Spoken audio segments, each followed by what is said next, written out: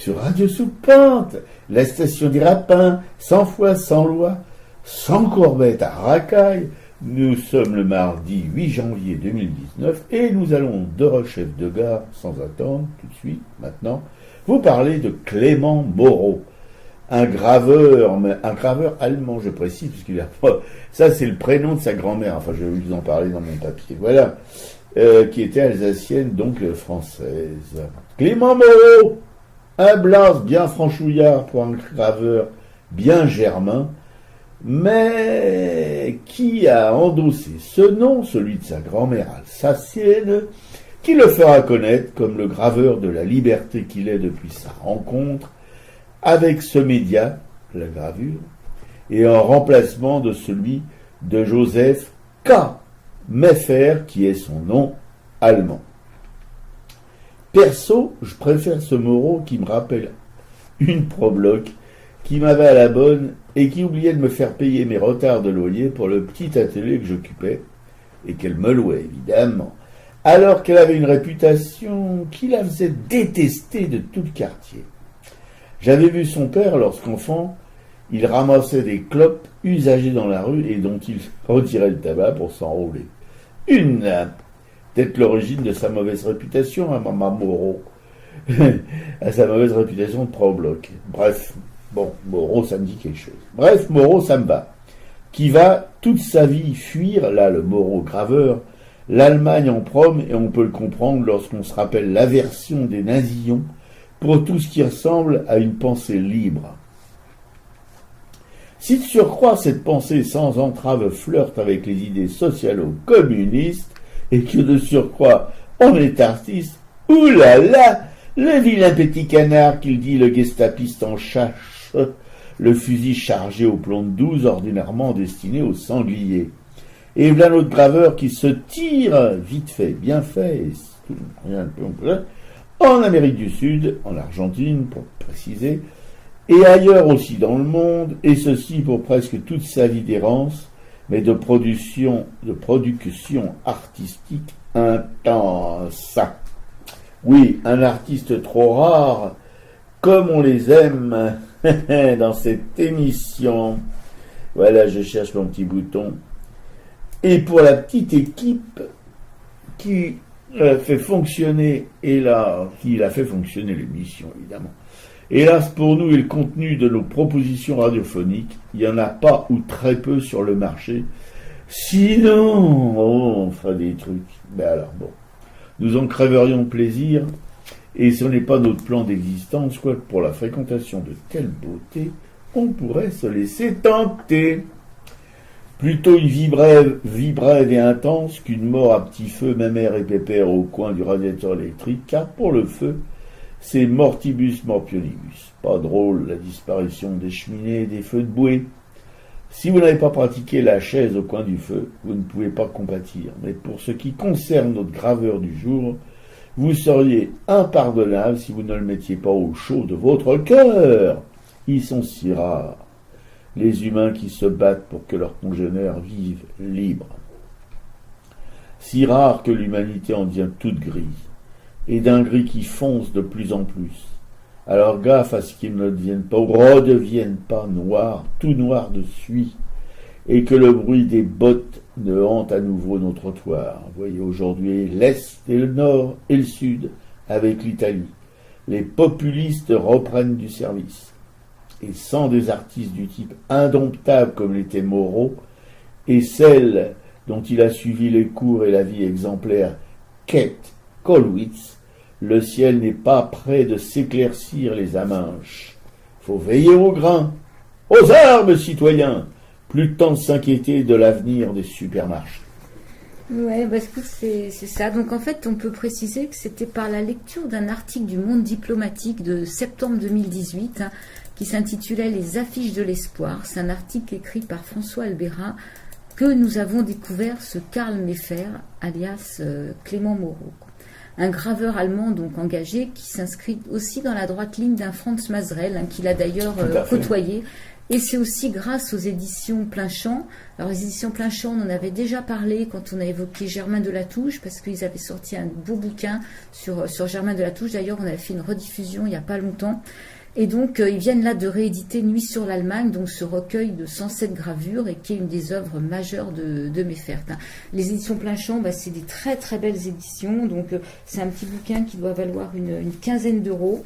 Et donc qui reproduit ces 107 gravures de exceptionnel. Enfin, c'est de la linogravure, c'est pas de la gravure sur bois comme Mazerel, mais bon, c'est une linogravure, mais on fait la différence, bon, on peut si on est un spécialiste, mais bon, c'est pas évident quand on voit les estampes.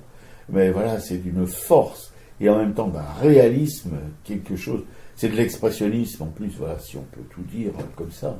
Ouais, donc après, moi je vais vous raconter un peu plus en détail la vie de Karl Meffert, et puis on parlera un peu de toutes ces gravures qu'on a là sous les yeux, parce qu'en fait, les bibliothèques parisiennes ont vite racheté ce bouquin, donc on peut vraiment l'emprunter, avant peut-être de l'acheter définitivement d'ailleurs. Moi j'ai le projet de l'acheter définitivement, parce que pour 15 €, c'est un collector, croyez-moi. Ouais, alors voilà, par exemple, je vais juste lire, c'est un extrait d'un interview de 1977 de Clément Moreau. Je n'ai jamais été dans un parti, je suis un dessinateur humaniste et mon travail appartient à tous ceux qui peuvent en faire usage. Je suis un élève de Quai de Colvitz et je cherche, dans la mesure de mes moyens, à continuer cette tradition humaniste et sociale. Vous comprenez ? Oui, parce que Quai de Colvitz, on avait fait une émission sur elle, je dois vous dire que ça déménage aussi sérieux, là. Et une nana, il fallait voir son travail magistral, un travail, mais alors, en gravure, en peinture, en sculpture, quelle chose, une poéture, on peut dire. Voilà, une pacifiste convaincue. En plus, oui. Parce qu'elle a vu son petit-fils qui était mort à la guerre. Elle a eu 2 morts, son fils et son petit-fils qui sont morts. L'un à la guerre de 14 et l'autre à la guerre de 39-45. Voilà. Elle était gâtée, quand même. Même si l'heure est parfois à la désespérance, attendu que la frime gouverne et fait sa loi, même si les années dans lesquelles on s'avance ont la couleur du triste et du chacun pour soi, même si le bonheur n'est plus une évidence, mais semble s'éloigner à chacun de nos pas, même si l'on me dit que c'est perdu d'avance, que le monde est ainsi et qu'on n'a pas le choix, je me bats. Même si maintenant c'est être en résistance et risquer d'être seul que d'élever la voix pour dire sans relâche l'incroyable arrogance des plus riches que tout, des maîtres d'ici-bas, même si le normal c'est l'infinie souffrance des enfants décharnés, aux yeux vidés sans joie, même si le correct se nomme indifférence, même s'ils parlent fort, ceux qui baissent les bras, je me bats. Je suis d'un temps d'espoir, d'un temps de délivrance, où l'on osait rêver, et les peuples là-bas faisaient tomber leurs chaînes et brisaient le silence. Oh, les jolis printemps, au parfum de lilas, devant nous se levaient des matins d'innocence. Plus jamais il n'y aurait d'humiliés, de parias, plus jamais d'esclavage et plus de violence. N'était-ce pas simplement raison? Dites-moi, je me bats. Aujourd'hui les passants, sous les néons sinistres, vont chacun dans leur bulle et pressent un peu le pas. Les voyous brassent l'or, les bornés sont ministres, et l'on met chapeau bas devant les renégats. L'époque est au commerce, l'époque est aux combines. L'homme n'est plus qu'un objet que la finance broie. Le futile et l'idiot remplissent les vitrines, cependant qu'au lointain ricane l'argent roi. Je me bats avec mes pauvres mots qui sont mes seules armes, avec les sacrifiés, les vaincus d'autrefois, tous ceux qui n'avaient rien que leur sang et leurs larmes, les mineurs, les canuts, les piou-piou, les sans-droits, avec les femmes usées, petites sœurs de misère, des bas quartiers de boue où se terrent les rats, avec tous ceux d'ici qu'habite la colère, avec les méprisés et ceux qui n'oublient pas. Je me bats. Si longtemps que j'aurai la force qu'on le sache, de me tenir debout, de chanter, d'être là, tant qu'il me restera une once de panache, tant que dans mes veines un sang rouge coulera, je me battrai encore et toujours et sans cesse pour saluer la vie qui palpite et qui bat, et quand je m'en irai, ce sera sans tristesse, puisque d'autres viendront qui diront après moi, je me bats, je me bats.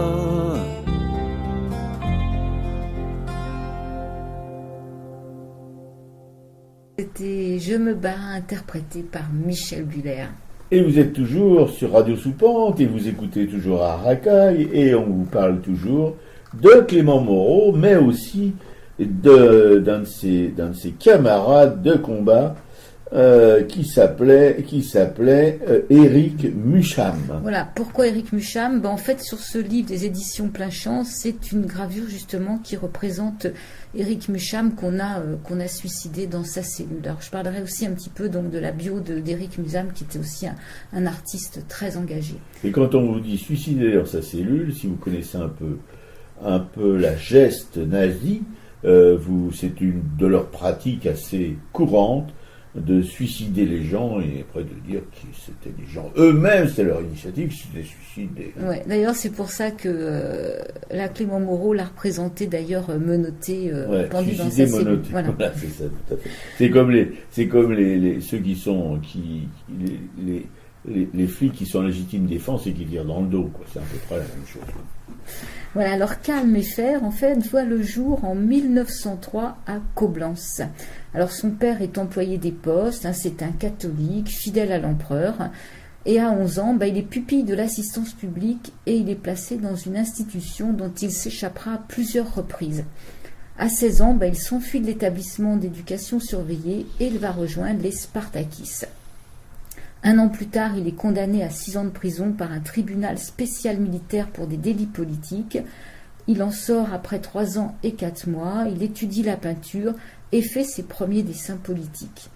Là, il va rencontrer Ketkolwitz et Heinrich Vogeler et il devient un élève passionné de Ketkolwitz et s'inscrit dans ce qu'il appelle donc une tradition humaniste et sociale.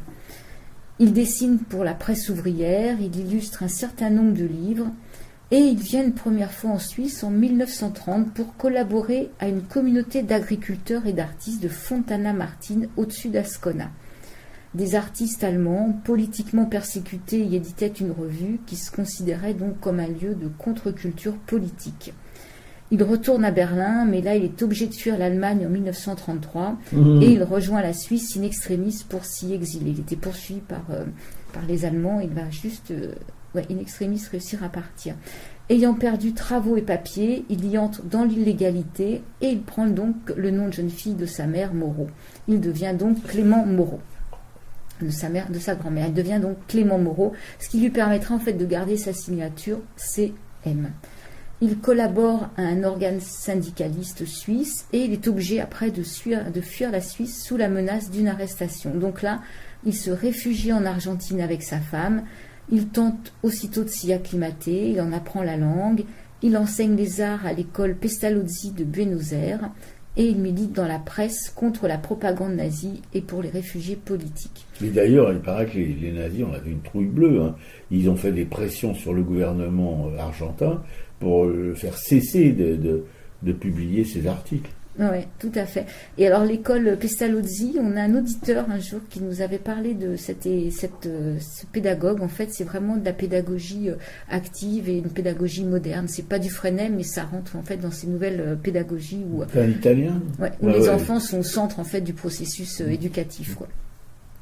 Donc c'est à cette époque qu'il va commencer donc sa série de dinogravures Nuit sur l'Allemagne, où là il exprime donc les souffrances et les atrocités subies par son ami Mühsam et par tous les prisonniers du régime hitlérien. L'arrivée de Péronne au pouvoir en 1943 oblige le couple à s'éloigner de Buenos Aires, donc il va s'installer un temps dans les Andes. Là il continue de faire de la linogravure, il fait aussi des peintures sur la vie des Indiens et la vie des premiers habitants d'Amérique latine. En 1949, il est envoyé en tant qu'adversaire politique en exil en Patagonie et cette mesure est transformée en résidence assignée sous contrôle militaire donc dans le sud de l'Argentine. Il réussit à se réfugier à Montevideo en Uruguay et après une année passée en exil, il rentre à Buenos Aires et là il contribue à la construction d'une école d'université de Resistencia dans la province d'El Chaco. Donc le couple retourne en Europe pour une année en 1961 pour travailler en Suisse, puis repart en Argentine. Mais là, le coup d'État militaire le renvoie en Suisse et il travaillera comme graphiste, illustrateur spécialisé dans le théâtre pour différents journaux et il enseigne donc à l'école des arts décoratifs. Donc s'il avait trouvé sa place en Amérique latine, l'Europe l'avait vraiment oublié et eu du mal à se refaire à nouveau connaître. Donc il meurt à l'âge de 85 ans en Suisse. Et il dit, on pourrait dire à propos de mon existence que je suis un immigré de profession. Oui. Quel que fût l'endroit où j'allais, il fallait de nouveau que j'émigre. Très peu de temps après, c'est simple, immigré, on est chassé à travers le monde. Donc voilà cette vie mouvementée et engagée de Karl Mayfair, Clément Moreau, quoi.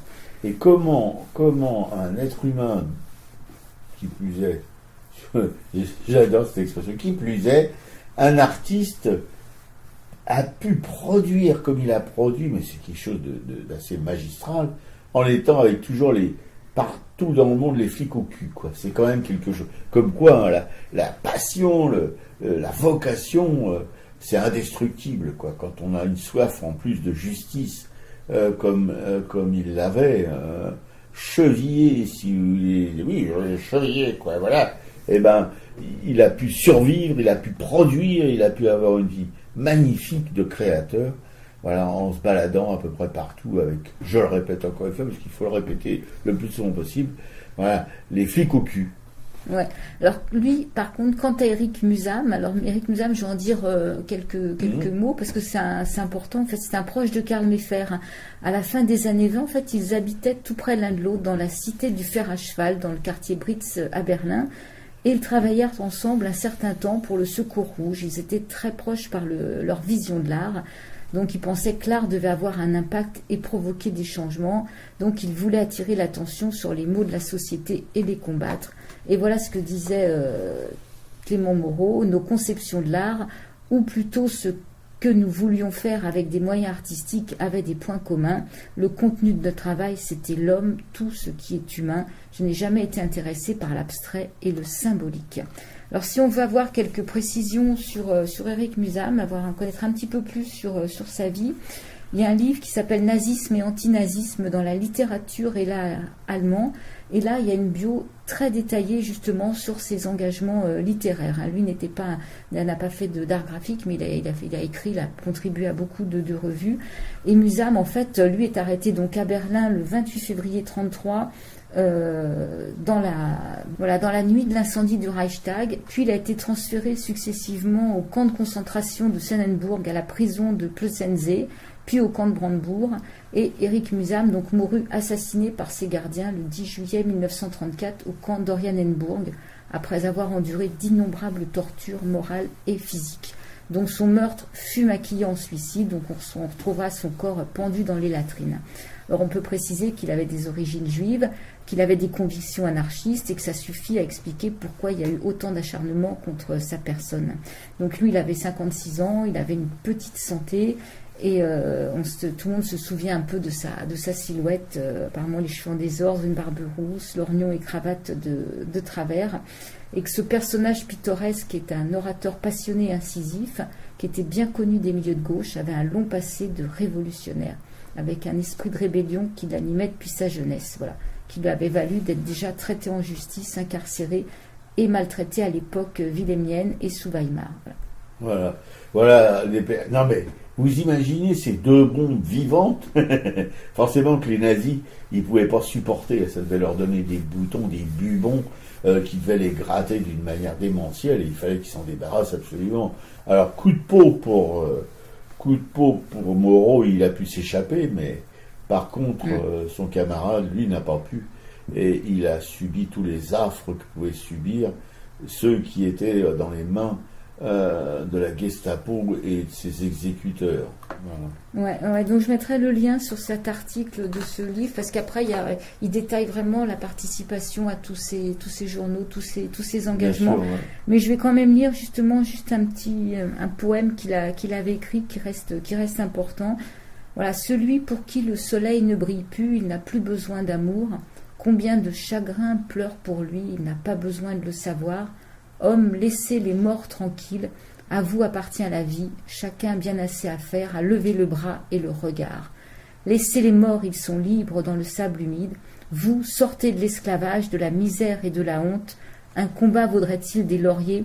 Épargnez à la mort ses cadeaux, mais reprenez l'épée du mort et menez son combat jusqu'à la fin. Voulez-vous faire quelque chose de bien pour ceux que la mort a rencontrés? Hommes, laissez les morts tranquilles et accomplissez leur espoir. Ça me fait chialer. Ouais. Et c'est pareil, donc pour aller plus loin sur Rick Musam, j'ai retrouvé sur France Culture une émission où on parlait une parution aux éditions du Centre, c'est ses journaux intimes 1910-1924, poèmes et révolutions, où là il raconte qu'il a fréquenté donc la bohème berlinoise et munichoise, les peintres Kokoschka ou Max Oppenheimer, qu'il a fréquenté les milieux du théâtre, Heinrich Mann qui est le frère de Thomas Mann, et que c'était donc un infatigable militant de tous les combats politiques, et proche donc de Gustav Ladauer, cette grande figure de l'anarchisme allemand. Donc il raconte toute l'histoire de ces années qui ont précédé le nazisme, et après il y a son engagement jusqu'à cette arrestation après l'incendie du Reichstag. Oui, il n'y a pas que Proudhon, il n'y a pas que des gens comme ça qui sont des anarchistes. Il y a aussi des anarchistes qui sont sur le terrain, qui se battent. Et pour moi, ceux-là sont beaucoup plus importants que les théoriciens de l'anarchie. Demandez le dernier succès du docteur Goebbels avec la photographie du Führer et des principaux collaborationnistes en uniforme de pendu. Demandez la complainte du nazi. Écoutez bien, on va vous chanter le premier.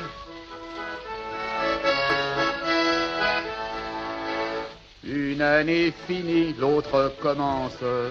L'un après l'autre, les mois s'avancent, apportant dans leur cortège bleu la promesse de jours plus heureux. Et pendant que la victoire s'apprête à revêtir ses habits de fête, le voile noir des désastres s'étend, oui, sur le Reich et ses derniers amis. C'est la complainte des nazis, le crépuscule avant la nuit, qui met au cœur des hitlériens l'âpre terreur du lendemain. Elle exprime par ses accents la sourde angoisse du châtiment.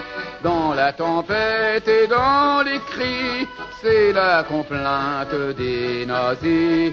Dans la tempête et dans les cris, c'est la complainte des nazis. Miliciens, mouchards, tristes apôtres, cette complainte est également la vôtre. Vous les traîtres, les vendus, les vomis, vous les lâches et les la vôtres aussi. tortionnaires, bourreaux et mercenaires. Et le rythme, votre heure dernière. Collaborateurs, écoutez-la bien, c'est pour vous que chante ce refrain. C'est la complainte des nazis, c'est la complainte des pourris, qui mettent au ventre des salauds la peur de la corde ou du poteau. Elle accompagne en quelques mots l'agonie de l'ordre nouveau. À vos potences, hommes de Vichy, c'est la complainte des nazis. À vos potences, hommes de Vichy, c'est la complainte des nazis. Et en chœur, c'est la complainte des nazis, c'est la complainte des pourris, qui mettent au ventre des salauds la peur de la corde ou du poteau. Elle accompagne en quelques mots l'agonie de l'ordre nouveau. À vos potences, hommes de Vichy, c'est la complainte des nazis. À vos potences, hommes de Vichy, c'est la complainte des nazis. Voilà, c'était la complainte des nazis, c'est interprété par Pierre Dac. Et créé par Pierre Dac, c'était les chansons de Londres. Ouais. Voilà, à Pierre Dac, on doit dire que c'est quand même un personnage, lui aussi, pas tout à fait ordinaire. Il pourrait donner la main à Clément Moreau et puis à son petit camarade, Éric Muchab, voilà. Ouais. Voilà, c'est la même lignée, mais vraiment, comment dirais-je, Pierre Dac, depuis Londres, il a dit, ça devait faire du bien à ceux qui écoutaient Radio Londres. Ouais, alors là, on va revenir un peu donc sur les gravures de Clément Moreau, ces gravures qui sont dans Nuit sur l'Allemagne. Et donc, c'est en Argentine, comme je disais tout à l'heure, que dans les années 37-38, que prend naissance donc cette œuvre très très importante, c'est les plus importantes de l'art de l'exil antifasciste. Donc, c'est la comédie humaine ou Nuit sur l'Allemagne. C'est lui qui l'appellera comme ça plus tard. Et donc, elle contient quelques 200 linogravures et elle paraît une fois par semaine sous la forme d'un feuilleton. Il y avait 4 gravures, ça apparaissait dans des journaux argentins. Et en Argentine, Clément Moreau rencontre donc des gens qui savent peu de choses de la situation politique et des conditions de vie en Europe. Donc ces gravures deviennent des éléments en fait d'une langue qui n'a besoin d'aucune traduction, quoi. Et donc ça va devenir l'arme dans laquelle Clément Moreau mène son combat contre le fascisme hitlérien. Donc, je sais pas, voilà. Là, il y en a 107. Alors, je pense qu'après, ça a peut-être été réduit à 107. Oui, parce que bon.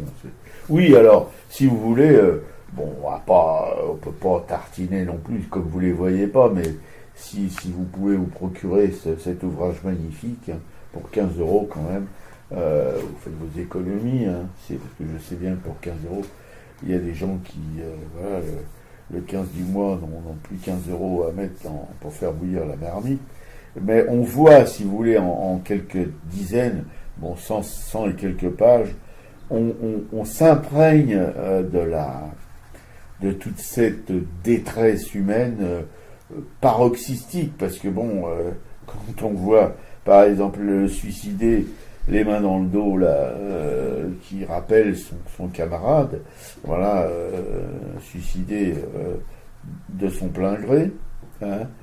Quand on voit, par exemple, une gravure, là, comme celle que je regarde, la 23, où on voit un SS, on voit la tête de mort et les deux fémurs, là, ou les deux tibias sur sa casquette, qui tend la corde pour se pendre au futur suicidé, qui, s'il ne se suicide pas, parce que bon, on se suicide pas comme ça par plaisir, eh ben on l'aidera à se suicider en le suicidant. Voilà, il ne s'est pas pendu. Alors il y a l'assassin qui rentre dans la pièce où se trouve celui qui refuse de se suicider, et voilà, et il est suicidé, je veux dire, par de verre de son plein gré, je sais pas comment on dit, une expression à la con comme ça, voilà. Et on apporte aussi, évidemment, à cette occasion, le cercueil plombé pour le mettre dedans. Mais il faut voir comment il décrit par sa gravure la gueule des gestapistes, la gueule des nazis allemands. C'est quelque chose d'assez phénoménal. Et il traduit bien aussi, là on voit un portrait en buste de quelqu'un qui sort de la torture, avec le sang qui coule sur son visage, ou ailleurs, mais carrément même, on voit des scènes où il y a des gros bras avec des matraques qui torturent des prisonniers. C'est quelque chose d'effrayant. Et ça, c'est pas de la fiction, ça a existé. Et le fait de savoir que ça a existé, et de regarder, si vous voulez, ces gravures qui nous remettent dans ces situations abominables, ça se coule. Là, je sais pas si j'ai bien dormi cette nuit. Non, franchement. Ouais. Mais à un moment, c'est pareil, on voit, c'est un prisonnier, alors c'en est un autre, c'est pas celui qui est mort, là. Il rentre chez lui, justement, et on voit, il est accueilli dans sa famille, et c'est son fils qui est là, et qui fait le salut nazi, qui fait partie des jeunesses hitlériennes. Ouais. Et on voit le père, du coup, qui part au bistrot après. Et puis, il fout une torgnole à son fils, d'ailleurs, ce qui est bien mérité. Mais on sait bien que les jeunes Allemands étaient dressés à l'école pour dénoncer leurs parents, si leurs parents n'étaient pas dans les clous du régime. Voilà, c'était ça. Mais c'était la même chose en URSS avec les jeunesses communistes. Ils étaient dressés aussi pour dénoncer les déviances possibles de leur entourage. Voilà. Et alors, on voit bien que là, on voit trois massacreurs allemands, matraques à la main et pistolets, qui vont rentrer dans cette maison avec une femme qui se désole dans l'escalier. Tout ça, c'est hyper réaliste, et c'est plus fort aussi que des photos, parce que ça a été vécu aussi d'une certaine manière. Ouais, puis il y a ces contrastes du noir et du blanc. Il n'y a pas de gris, on est vraiment dans le noir et blanc. Ouais, c'est-à-dire c'est une façon d'exprimer des expériences, ou de montrer des images complètement épurées, noir, blanc, il n'y a pas de nuance, c'est brutal, mais là, on triche pas. Ouais, mais en même temps, ça renforce l'effet dramatique du dessin. Voilà, des visages très expressifs. Ah oui, tout à fait, oui. Comme une estampe qui est intitulée Solidarité, où on voit un visage de femme complètement, avec la bouche amère, le visage, des yeux noirs, mais on sent c'est un fond, c'est sans fond, c'est abyssal son regard. Il est sur le néant, voilà, où ce futur pendu qui hurle en s'accrochant au barreau de sa prison, voilà, il a les pieds sur le mur et il se tient sur les barreaux en criant sa détresse. Ce sont ou alors évidemment, je reviens sur l'assassin qui entre dans la cellule. On voit au fond de la cellule le prisonnier qui est complètement tétanisé en voyant la brute qui va rentrer dans sa cellule, et par terre il y a la corde avec le nœud coulant, voilà, qu'on lui a donné mais dont il ne s'est pas servi. Alors, bon. Ouais. Et puis alors la veuve, oui, c'est vraiment des histoires, il faut s'en imprégner, mais c'est sans parole, ça n'a pas besoin de parole. On lui demande 200 marks pour qu'elle récupère les cendres de son mari supplicié, voilà. Et alors on la voit tendant les 200 marks à un flic qui scribouille avec ses tampons, etc. Et après elle repart, on la voit dans la rue, au milieu d'autres passants, avec sa petite boîte noire qu'elle va ramener chez elle, voilà, sa petite boîte noire qui lui a coûté 200 marks quand même. Hein. On voit aussi l'enterrement dans la rue, où il y a des gens dans la rue, sur les trottoirs, tout ça, mais bon, qui suivent pas le corbillard, elle est toute seule à suivre le corbillard.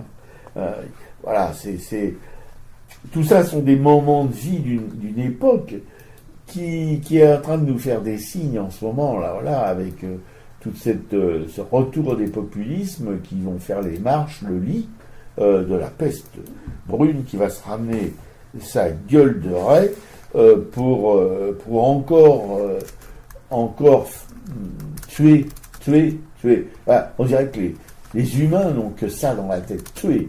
Alors, on tue des migrants en mer, et voilà, parce qu'ils périssent, parce qu'on ne va pas les secourir, donc il y en a eu combien de milliers l'année dernière? C'est plusieurs milliers l'année dernière qui sont morts en mer, voilà. On les expulse, eux aussi sont des migrants professionnels, parce que ils n'ont aucun pays qui veut les accueillir. Quand ils arrivent en Europe, aucun pays veut les accueillir. Et dans la deuxième partie du bouquin, en fait, il y a plutôt le migrant, là, une fois qu'il s'échappe, justement, on le voit qu'il passe des fils, les fils barbelés, et là, ça va être toute la fuite. Voilà comment après il va essayer de se cacher, quelle est sa nouvelle vie, quoi. On voit bien justement quand il se cache. C'est un roman BD, c'est vraiment cartoon. C'est comme un roman graphique. Oui, sans parole, voilà. C'est un peu dans la veine des premiers cartoons américains qui s'adressaient aux classes populaires, aux ouvriers qui étaient illettrés. Il y avait pratiquement pas de texte, il y avait que des images, mais très expressives.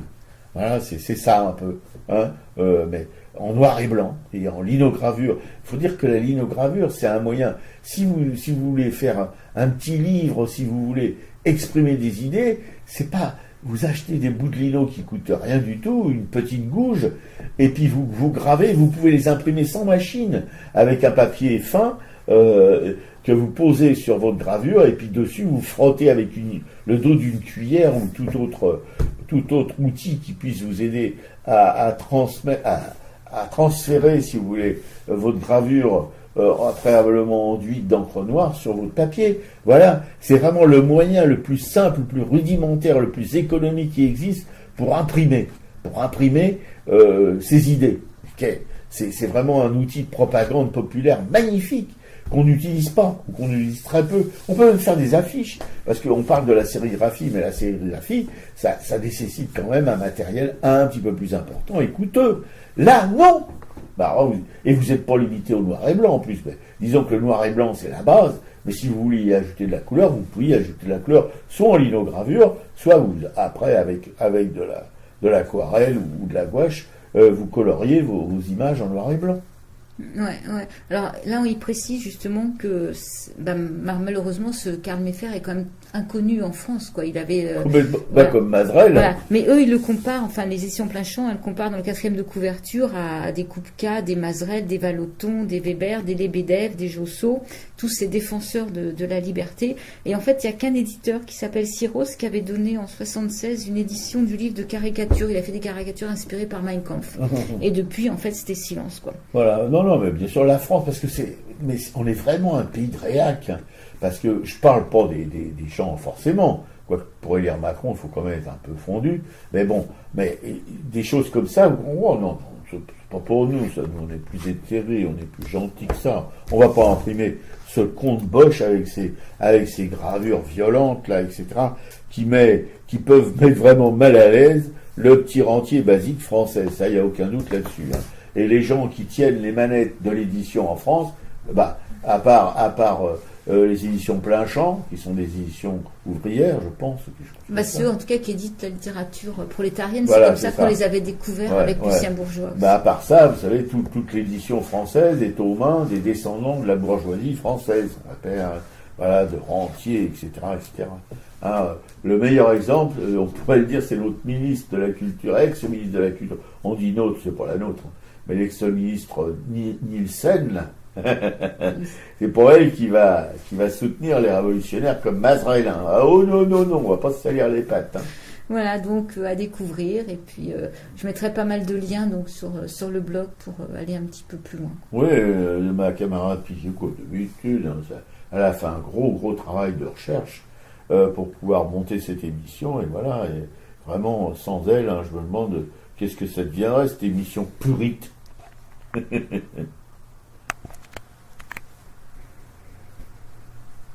C'était Nuit et brouillard, interprété par Jean Ferrat. Et tout de suite, on va plonger dans les expositions pour essayer un petit peu de retrouver une sorte de rictus qui s'apparenterait à un sourire, avec Ferdinand Gueldry à Nogent-sur-Marne jusqu'au 29 mai 2018. Une expo d'une époque riante, où les bords de Marne étaient fréquentés par les titis parisiens, les grisettes parisiennes, et pas que. D'abord, il y a eu les bourgeois, mais donc c'est parti. Ferdinand Gueldry, et qui était un sportif et qui faisait du grand 8 ou du 8 barré sur la Marne, voilà. Alors il y a évidemment des peintures magnifiques de cette époque sur les bords de Marne avec les embouteillages de barcasses, voilà, et puis aussi évidemment les joyeux bords de Marne, les joyeux bords de rivière avec les pique-niques, tout ça, enfin bref. Ouais. C'est une peinture voilà, qui change un petit peu de la morosité, de la tristesse, de la sinistrose ambiante. Ouais, peintre de l'eau et de la lumière. Voilà, c'est ça. Mais c'est une peinture pas révolutionnaire du tout. Hein. Il n'est ni impressionniste, ni naturaliste, il est un peu entre les deux, mais c'est une belle peinture qui est bien tachée, bien colorée, voilà, et qui montre enfin une époque complètement disparue. Ouais, c'est vrai que ça fait du bien, puis c'est un petit musée, c'est gratuit. Voilà. Que demande le peuple, hein. Que tous les musées soient gratuits. Voilà, il y a toujours Gustave Moreau jusqu'au 21 janvier 2019, donc ça va se terminer vers le songe et l'abstrait. On a fait des émissions sur toutes ces expositions, donc le mieux c'est de nous réécouter. Mais le songe et l'abstrait, l'exposition, si je peux me permettre d'en rajouter encore une couche, c'est jusqu'au 21 janvier. Non mais franchement, bougez-vous, allez-y pour les Parisiens évidemment. Pour les provinciaux, on le regrette pour eux, mais bon, qu'il n'ait pas ce petit musée là dans chaque ville de province, parce que c'est quand même une sorte de révolution, cette présentation de la peinture de Gustave Moreau de cette période, enfin, ou de ses essais, ou de ses accidents, on ne sait pas trop, enfin, qui ont donné naissance d'une certaine manière à l'art abstrait. Voilà. Les contes cruels de Paul Arrigo. Alors là, il faut vraiment se dépêcher. C'est jusqu'au 14 janvier 2019. Oui, alors là, une barbouille qui tient debout. Hein. C'est moins compliqué. Du pastel, beaucoup de pastel. Ouais, des pastels, c'est étonnant la manière. Elle fait des grands formats en pastel. En pastel, c'est du pastel sec. Hein, oui. Ouais. Oui, je pense que c'est du sec. Mais bon, ça pourrait être du pastel à l'huile aussi. Voilà. Magnifique. Ouais. Transmission, transgression, musée Bourdelle, jusqu'au 3 février 2019. Quels sont les élèves de Bourdelle? Comment il a justement réussi à transmettre son savoir lui-même élève, puis après maître, et dont élève de Rodin. Élève, non, pas praticien de Rodin. Oui, c'est ça, élève de Rodin. Oui, t'as raison. Praticien de Rodin. Oui, t'as raison. Et élève de. Et je sais plus, de Delpo. Oui, peut-être. Enfin bref. Mais surtout, qui a eu comme élève Giacometti et Germaine Riquier. Oui. Pas que, hein, mais entre autres, mais ceux qui sont les plus connus en tout cas. Voilà, c'est-à-dire deux sculpteurs complètement éloignés l'un de l'autre, qui n'ont rien à voir ensemble. Perso, autant j'adore Germaine Riquier, autant je déteste Giacometti. Je pense que c'est un fumiste. Non, je suis dégueulasse de dire ça. Et de quel droit je prends le droit, je m'en fous. Je sais pas, il n'y a rien. On n'est pas obligé d'être d'accord avec toi de toute façon. Non, vous pouvez même m'insulter. Hein, c'est pas, on a l'habitude ici de se faire insulter et même diffamer. Donc voilà. Mais vraiment, quand on voit, si vous voulez, le professeur Bourdelle, qui avait des centaines d'élèves, il a formé des sculpteurs du monde entier, avec une passion de transmettre vraiment extraordinaire, c'est le cas de le dire. Là, le mot prend tout son sens. Et quand on voit quand on lit comment Giacometti a conchié son professeur, en disant que c'était quasiment, voilà, c'est un sculpteur quasiment anecdotique, hein, il faut être quand même gonflé, il faut quand même avoir une enflure, une boursouflure invraisemblable, voilà. Et parce que les grands artistes, en général, ils sont plutôt modestes. Bourdelle n'était pas du tout un mec qui se mettait en avant comme ça. Il faisait son boulot, point. Tandis qu'un mec comme Giacometti, avec ses petites crottes là, anglaises, là, ou en plâtre, voilà, lui, il avait un ego surdimensionné, semble-t-il. Voilà, c'était mon petit crachat hebdomadaire. Voilà, à partager ou pas. Ouais. Et on peut parler des affiches de presse au musée Eugène Carrière jusqu'au 31 mars. C'est une exposition qu'on n'a pas encore vue. C'est ouvert tous les dimanches après-midi de 15 à 18h. Et je pense que le premier dimanche du mois, il y a une visite guidée gratuite. Voilà. aussi. Donc voilà, ça c'est dans les expositions. Dans le culturel, moi je suis à la bibliothèque Robert Desnos à Montreuil, et en fait suite à une soirée avec mes copines Laurence et Claudine, on avait parlé de théâtre enregistré, théâtre filmé, et en fait j'ai emprunté 2 CD. J'ai emprunté un Ruy Blas de Victor Hugo avec Jean Piat dans le rôle de Don César. Je me suis régalée. Alors c'est les comédiens du français, c'est une version de 1972, l'image n'est pas parfaite, on sent que c'est un vieil enregistrement. Mais la prestation de Jean Piat est assez exceptionnelle, et c'était l'occasion de voir ce Ruy Blas, donc ça m'a bien régalé. Et dans la foulée, en fait, j'avais emprunté le Cercle de craie caucasien de Bertolt Brecht, avec Beno Besson comme metteur en scène, et avec Colin Serrault dans le rôle de Grouchy. Et là, c'est pareil, c'est jubilatoire, c'est 2 heures de spectacle, et ça c'était enregistré au théâtre de Sartrouville. Et en fait, il y a une mise en scène et des costumes. Alors, ils ont des barres un peu sur le visage, mais c'est pas du tout gênant. Au contraire, il y a une grande expression. C'est quasi du burlesque par moment. C'est poignant, c'est très bien joué. Donc, si dans vos médiathèques ou bibliothèques, vous pouvez emprunter ce DVD, c'est vraiment à conseiller, quoi. Et en plus, avec forcément un discours de Brecht pour la justice. On connaît ce que Brecht pouvait mettre en scène et dans ses textes, quoi. Et The Full Monty de Peter Cataneo. Voilà. Je me connais rien avec mes camarades, mais alors là, barre de rien. Voilà, 1997, The Full Monty, mais moi qui ne l'avais pas vu, j'avoue, je me suis régalée, et je trouve que ça a très très bien vieilli. Ouais, on reste complètement pris par cette histoire de ces chômeurs anglais qui veulent gagner de l'argent, qui vont imaginer ce spectacle de Chippendales pour se renflouer. Et c'est vraiment, c'est vrai qu'on est entre le rire et les larmes. C'est plein, c'est attachant. C'est un très très bon film. Un très très bon film. Mais pour qu'il n'ait pas vieilli, ça fait plus de 20 ans.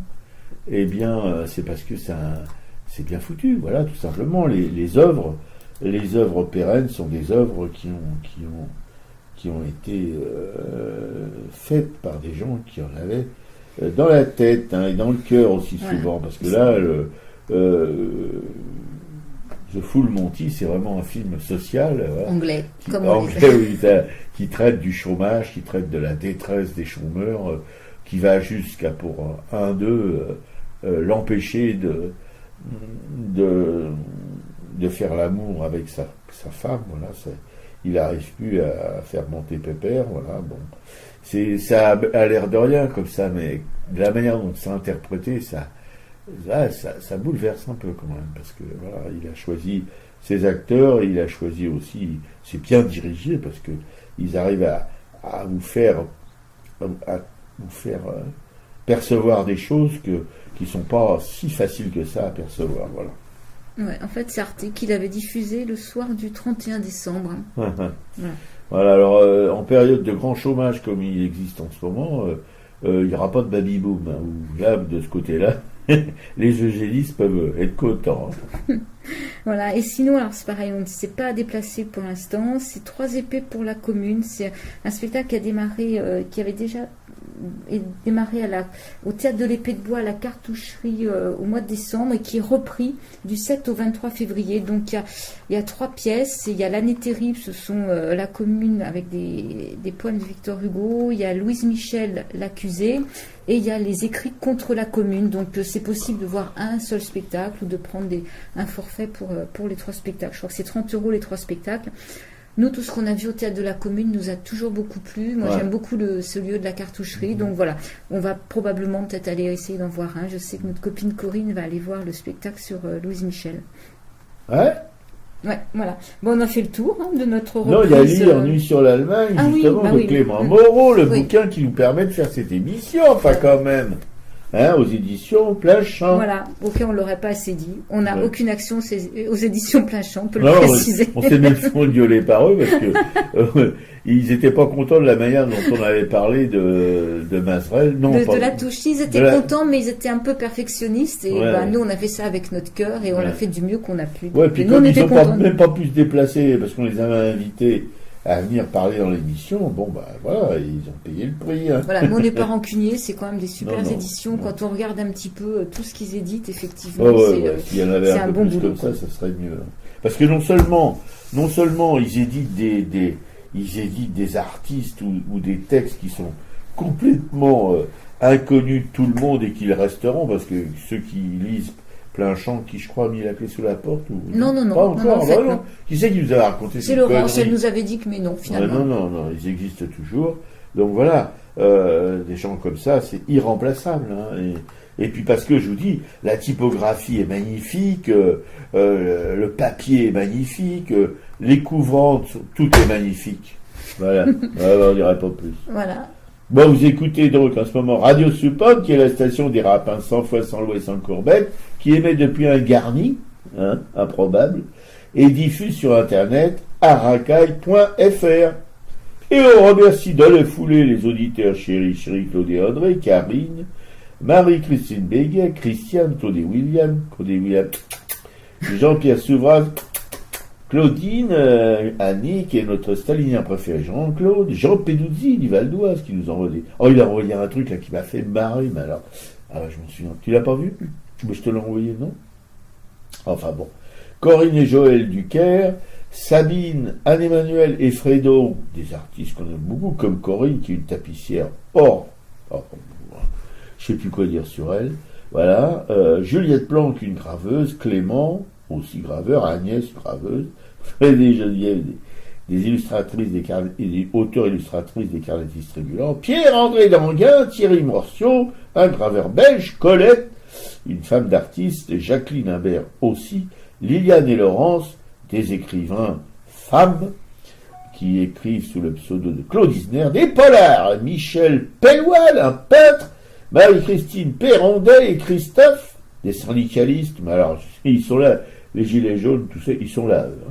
Marie-France, La Rousson Brillante, Aude, José Arthur du Mélange et Thierry de Trafic. Voilà, on a fait le tour. L'émission est à l'écoute sur notre blog aracaille.fr, un deuxième plop plop, et c'est fini. Et je vous dis au revoir à la semaine prochaine avec la pause musicale aux arbres de Mélis. Voilà, et on ne sait pas encore de quoi on parlera la semaine prochaine. Non, mais il y aura une Tifada. Boule de gomme, voilà. Non, à la semaine prochaine. Au revoir. Tifada. C'est la lutte finale, un combat d'initiés sont les perdants qui gagnent, nos dames émancipées, les médias sous le roi, mon peuple articulé, d'un pantin au long bras, faut pas venir pleurer. Allons enfants de la patrie, le jour de gloire est terminé entre nous deux. La tyrannie sous l'étendard sang élevé, entendez-vous dans nos campagnes mugir nos pauvres de faim, de froid, qu'ils viennent jusque dans vos bras, pleurer dans nos villes, nos sarcasmes aux armes, etc.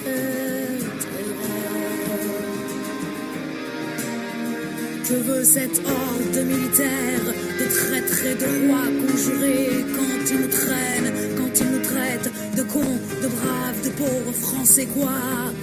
Ces cohortes étrangères feraient la loi dans nos foyers quoi? Nos flics soldats mercenaires alors qu'on est tous étrangers aux armes, etc.